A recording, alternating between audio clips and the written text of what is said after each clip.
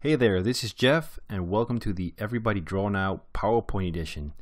The coming weeks we'll be drawing cool stuff in PowerPoint, but before we start, we want to set up PowerPoint to make it as easy as possible. There are a couple of things you need to know when you start illustrating in PowerPoint.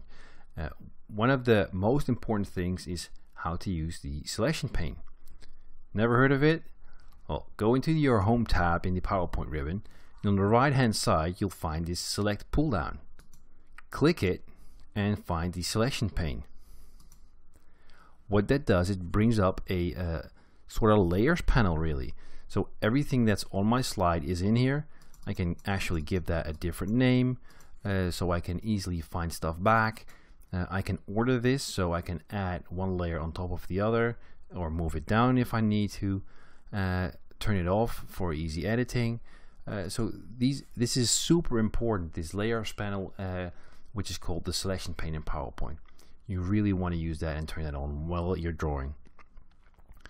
Secondly is the quick access toolbar. That's the thing here in the top.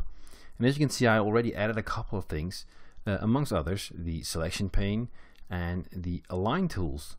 The align tools are also super important if you want to align certain shapes and objects together. And if you don't know how, if you haven't used align before, you're going to be using that probably a lot in the future. So how do you add stuff to the quick access pane? Well, you just select anything from the ribbon, for instance this arrange panel, right click it, and then you get add to quick access toolbar. So if I select that, boom, there it is. Now I've got my bring to front, group objects, align is here as well, rotate, and the selection pane. So that is super easy. If I want to remove it, just right click it in the quick access toolbar and select remove. Now another important thing is I've added an actual tab here in the ribbon, which I called the shapes tab. And this is a custom tab, and in this tab I've added some things that are hidden in PowerPoint. You don't get these options by default, but they're all in there. And you can do that just by right clicking the ribbon, select customize the ribbon, and these are the main tabs, and you can create a new tab, which I call it shapes, and I added a new group there, which I called shapes as well. And I started added this shape stuff from the left hand column.